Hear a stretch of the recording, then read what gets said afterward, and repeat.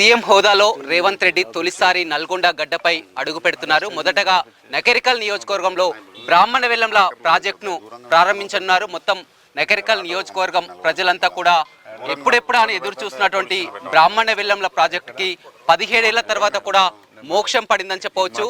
Nakrekal MLA Vemula Veeresham ఉన్నారు. చెప్పండి, ఎలా చూడవచ్చు? ఇదంతా కూడా ఒక చిరకాల వాంఛ నకరికల్ నియోజకవర్గ ప్రజలది. ఇవాళ బ్రాహ్మణ వెల్లంని సీఎం చేతుల మీదుగా ప్రారంభిస్తున్నారు. మొదటిసారిగా సీఎం రేవంత్ రెడ్డి వస్తున్నారు. ఎలాంటి స్వాగతం పలుకుతున్నారు? ఎలా ఈ ప్రాంత ప్రజల యొక్క ఆశలు కలలు నెరవేరుతున్నటువంటి శుభ దినం ఈ దినము. గౌరవ మా మంత్రి గారు కోమటిరెడ్డి వెంకరెడ్డి గారి కళ కూడా నెరవేరుతున్నటువంటి, ఆయన ఆశయం, ఆయన స్వప్నం నెరవేరుతున్నటువంటి దినం ఇది. చాలా ఒక అద్భుతమైనటువంటి అనుభూతి అయినటువంటి రోజుగా మేము దీన్ని చూస్తూ ఉన్నాం. ఎలా ఉంటుంది బ్రాహ్మణ వెల్లంల ప్రాజెక్టు? చూసినట్టయితే మొదటగా ఇది ఎప్పటి నుంచో ఉన్నది, ఇంకా కాలువలు తవ్వాల్సి ఉంది, నీరు అందాల్సి ఉంది. ఇప్పుడు అంటే కాలువల కోసమే ఈరోజు ముఖ్యమంత్రి గారు వస్తూ ఉండు. కాలువలకు ఫౌండేషన్ స్టోన్ వేస్తూ ఉండు. లెఫ్ట్ కెనాలు, రైట్ కెనాల్కి సంబంధించి రేపు మండే నాడు 35 కోట్లు రిలీజ్ చేస్తూ ఉన్నారు. దానికి సంబంధించినటువంటి ఫౌండేషన్ స్టోన్ వేస్తూ ఈరోజు ఇక్కడ మోటార్ ఆన్ చేసేసి మోటార్ సంబంధించినటువంటి కూడా దాదాపు మేము చాలా 40% ఎబో ఇప్పుడు మేము దీన్ని నింపడం జరిగింది. మిగతా సంబంధించినటువంటిది కూడా ముఖ్యమంత్రి గారు దీన్ని పరిశీలించి వాడు ఫౌండేషన్ స్టోన్ వేసి దీనికి నిధులు అనౌన్స్ చేసిపోతాడు. త్వరలో 50,000 ఎకరాలకు ఫస్ట్ ఫేజ్ కింద నీళ్ళు ఇవ్వడానికి కావాల్సిన ఏర్పాట్లు చేసుకుంటాం. మీ నియోజకవర్గంలో మొత్తం ఎన్ని ఎకరాలకు ఇది సాగునీరు? 61,000 ఎకరాల పైచిలకు మా నియోజకవర్గంలో, 20,000 ఎకరాల పైచిలకు నల్గొండలో, 10,000 ఎకరాల వరకు మునుగోలులో, 4-5 ఎకరాల వరకు తుంగతుర్తిలో, మొత్తం 1,00,000 ఎకరాలకు సాగునీళ్ళు అందించేటువంటి ప్రాజెక్టు.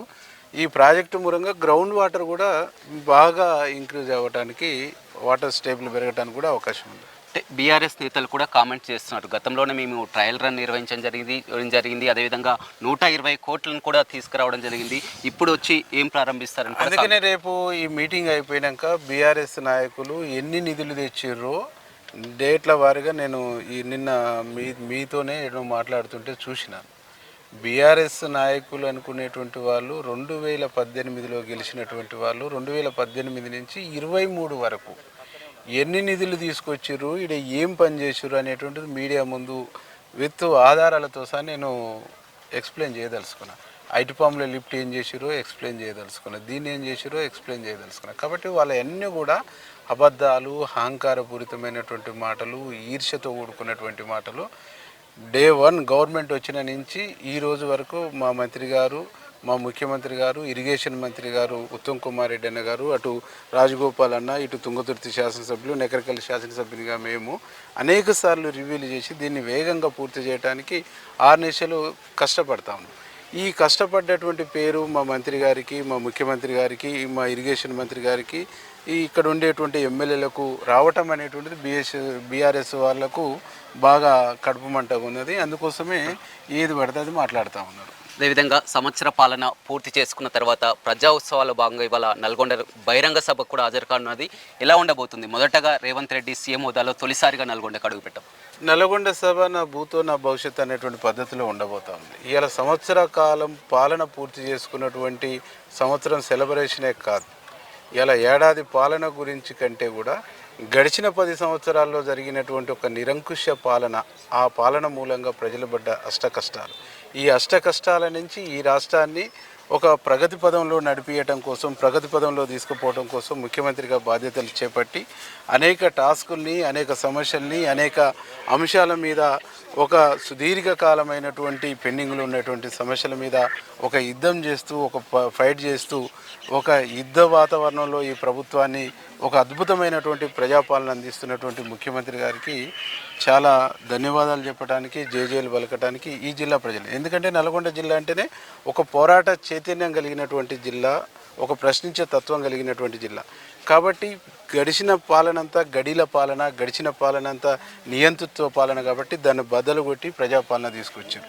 ప్రజాపాలన వచ్చిన తర్వాత కూడా అనేక టాస్కుల్ని, అనేక రకాల సమస్యల్ని ఎదుర్కొంటూ 6 నెలలనే గవర్నమెంట్ పోతుందన్నారు.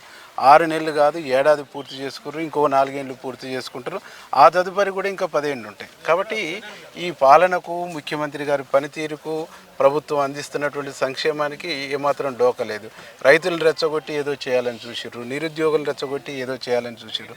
4 నెలల్లో డిఎస్సి నోటిఫికేషన్ వేసి ఎగ్జామ్ పెట్టి ఉద్యోగాలు ఇచ్చినటువంటి ప్రభుత్వం బహుశా భారతదేశంలో రేవంత్ రెడ్డి గారి ప్రభుత్వం తప్ప ఇంకోట్లేదు. డిసెంబర్ 9న తెలంగాణ తల్లి విగ్రహాన్ని కూడా ఆవిష్కరించినారు. అదే తెలంగాణ తల్లి విగ్రహంపై కూడా ఇప్పుడు రాజకీయ విమర్శలు ఎదురుతున్నాయి. గతంలో ఉన్నటువంటి తెలంగాణ తల్లి విగ్రహాన్ని ఇప్పుడు చూసినట్లయితే కేవలం కాంగ్రెస్ పార్టీకి సంబంధించిన తల్లిగా ఉంది అని విమర్శలు చేసినటువంటి గతంలోనూ టీఆర్ఎస్ పాలనలో తయారు చేసినటువంటి తెలంగాణ తల్లి ఒక దొరసానిలాగా ఉందని చెప్పేసి ప్రజలు భావించారు.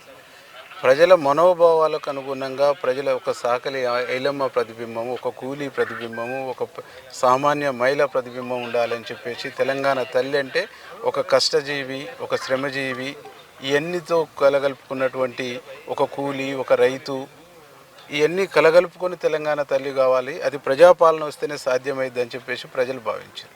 ప్రజలు మ్యాండేట్ ఇచ్చి మమ్మల్ని గెలిపించినాం. ఎన్నికల సందర్భంలో కూడా అచ్చం తెలుగుదనం ఉట్టిపడేటువంటి తెలంగాణ తల్లిని రూపకల్పన చేస్తామని చెప్పినాం. అది చేస్తున్నాం, పెడుతున్నాం. కాబట్టి ఈరోజు ఓడిపోయిన వాళ్ళు, ప్రజలు తీసి పక్కకు పెట్టినటువంటి వాళ్ళు, వాళ్ళ వాదనని నమ్మనటువంటి వాళ్ళు ఈరోజు మాట్లాడటం అంటే అంతకంటే ఆశ్చర్యం కొట్టలేదు. ఇవాళ జిల్లాలో మెడికల్ కాలేజ్ కానీ, యాదాద్రి థర్మల్ ప్లాంట్ కానీ ఇవన్నీ కూడా కేసీఆర్ఎంలో చేసుకున్నాం. కానీ వాళ్ళు ప్రారంభించడానికి వస్తున్నటువంటి సీఎం రేవంత్ రెడ్డి వస్తున్నాయి. మమ్మల్ని ఎక్కడికక్కడ హౌస్ అరెస్టులు చేస్తున్నారు. బీఆర్ఎస్ నాయకులని అరెస్ట్ చేయాల్సినటువంటి అవసరం ఏందండి? బీఆర్ఎస్ వాళ్ళు నోటికి వచ్చినట్టు మాట్లాడారు కాబట్టి బయటకు వస్తే జనం దంతరని వాళ్ళే పోలీసు వాళ్ళని రిక్వెస్ట్ చేసుకొని మమ్మల్ని స్టేషన్లో కూర్చోబెట్టండి, మీటింగ్ అయిపోయిందాక అంటారు. మా పోలీసులు ఎవరిని అరెస్ట్ చేయలే, వాళ్ళే పోయి కూర్చుంటారు. రైట్, చూడొచ్చు మొదటిసారిగా జిల్లాకు వస్తున్నటువంటి సీఎం రేవంత్ రెడ్డికి ఘన స్వాగతం పలుకుతున్నారు. అదేవిధంగా ఎప్పటి నుంచో కూడా ఇది చిరకాల స్వప్నం, మంత్రి కోమటిరెడ్డి వెంకటరెడ్డి చిరకాల వాంఛ కూడా నెరవేరబోతుంది. బ్రాహ్మణ వెల్లంల ప్రాజెక్టుతో 1,00,000 ఎకరాలకు సాగునీరు అందించేటువంటి ప్రాజెక్టు మొత్తం మీద ఇవాళ ఆ సంవత్సర కాలంలోనే ఒక్కో పనులన్నీ కూడా పూర్తి చేసుకుంటాం. నిజంగా ఇది ప్రజాపాలన. సీఎం రేవంత్ రెడ్డికి ధన్యవాదాలు తెలుపుతున్నామని కూడా నకరికల్ ఎమ్మెల్యే వేముల వీరేశం చెప్తున్నారు. అసలైన తొలి వెలుగు. ఫాలో వాట్సాప్ @తొలి వెలుగు official.